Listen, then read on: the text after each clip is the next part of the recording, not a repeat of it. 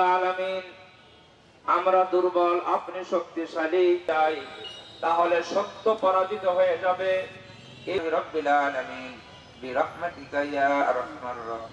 আ'বুদ লাকুম দীনুকুম। আপনারা জানেন আজকের আমাদের রংপুর অঞ্চলের বৃহত্তর রংপুরের অবসরপ্রাপ্ত সশস্ত্র বাহিনীর সদস্যরা আমরা আজকে উদ্যোগ নিয়েছি। সেটা হলো ভারতীয় আগ্রাসন নীতির বিরুদ্ধে আমরা জাতীয় ঐক্যমত গঠনের লক্ষ্যেই আজকে আমরা উদ্যোগ নিয়েছি। ইতিমধ্যে আপনারা জানেন, যদি ইতিহাস দেখেন, 1971 সালে যখন আমাদের বিজয় এসছে, তখন সশস্ত্র বাহিনী জনতা মিলে যখন যুদ্ধে ঝাঁপিয়ে পড়েছে, তখনও কিন্তু আমাদের বিজয় নিশ্চিত হয়ে গেছে। আপনারা 96 আন্দোলনের কথা ভাবুন, 2024 সালের কথা ভাবুন, যখনই সশস্ত্র বাহিনীর সদস্যরা জনতার সহ একত্রিত হয়ে যখন আমরা উদ্যোগ নিয়েছি, তখনই কিন্তু আমরা সাফল্য অর্জন করেছি। আজকে আমাদের মূল লক্ষ্য হলো ভারতীয় আগ্রাসন নীতির বিরুদ্ধে জাতীয় ঐক্যমত গঠনের লক্ষ্যেই এই রংপুরে বৃহত্তর আজকে কর্মসূচি ঘোষণা করা হয়েছে। ভারতীয় মিডিয়ারা যেরকম তারা মিথ্যা অপপ্রচার আমাদের বাংলাদেশের বিরুদ্ধে শুরু করেছে, এটা আমাদের স্বাধীনতার হস্তক্ষেপে সামিল।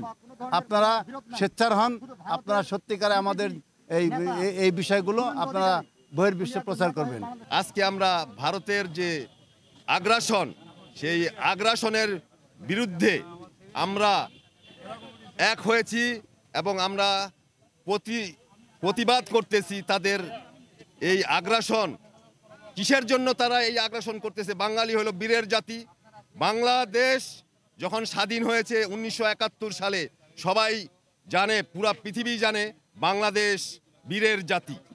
তাই বাংলাদেশ কখনো অন্যায় অত্যাচার করে না এবং অন্যায় অত্যাচার করতে দেয় না।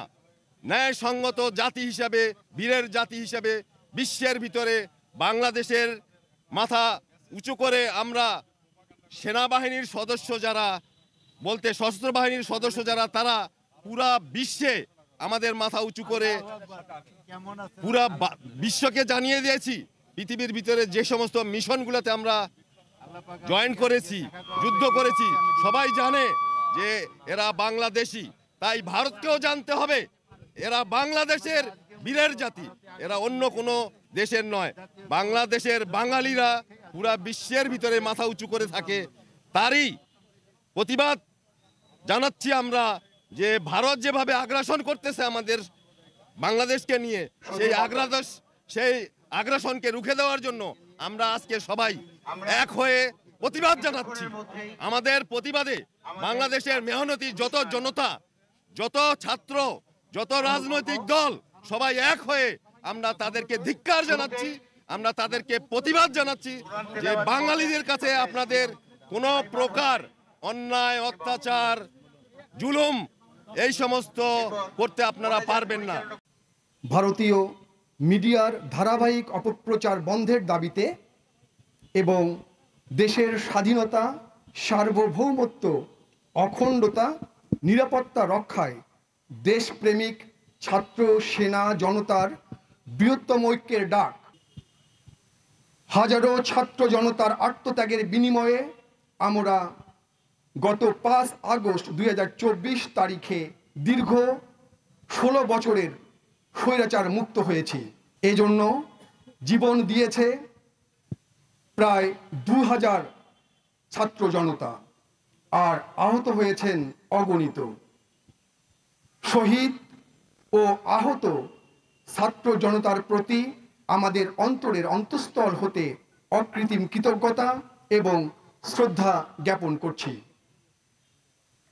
দীর্ঘদিন দেশের বিভিন্ন প্রতিষ্ঠান সমূহ স্বৈর শাসকের করাল থাবায় ক্ষত বিক্ষত হয়েছিল। অন্তর্বর্তী সরকারের সুযোগ্য পরিচালনায় এসব প্রতিষ্ঠান সংস্কার ও পুনর্নির্মাণ কাজ চলমান আছে। বিগত শাসন আমলে সীমাহীন অব্যবস্থাপনা, দুর্নীতি ও লুটপাটের দ্বারা আমাদের দেশের অর্থনীতিকে ধ্বংসের দ্বার প্রান্তে দাঁড় করানো হয়েছে। এছাড়াও বিভিন্ন প্রতিষ্ঠান সমূহের অকার্যকর অবস্থা, বৈশ্বিক যুদ্ধ পরিস্থিতি, দ্রব্য মূল্যের ঊর্ধ্বগতি ইত্যাদি বিভিন্ন কারণে আমরা আজ এক মহা সংকটময় মুহূর্ত অতিক্রম করছি।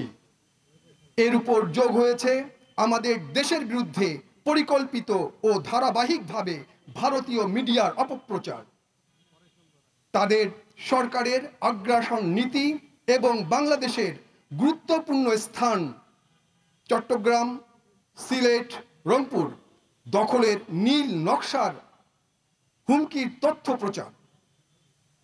ভারত কর্তৃক বাংলাদেশের সংখ্যালঘুদেরও উস্কানি দিয়ে সাম্প্রদায়িক দাঙ্গা তৈরির পায়তারা করা হচ্ছে।